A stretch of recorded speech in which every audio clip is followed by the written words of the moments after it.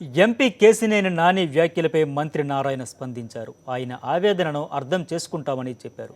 తమ మధ్య కొంత సమన్వయ లోపం ఉన్నమాట వాస్తవమేనని, ఇక ముందు అలా అంతా కలిసి నిర్ణయాలు తీసుకుంటామని తెలిపారు. ఇప్పటి వరకు రాష్ట్రంలో 10% అభివృద్ధి పనులు జరిగాయని, ఇంకా జరగాల్సి ఉందన్నారు. అధికారులు, ప్రజా ప్రతినిధుల మధ్య సమన్వయం ఉంటేనే పనులు మరింత వేగవంతమవుతాయన్నారు నారాయణ.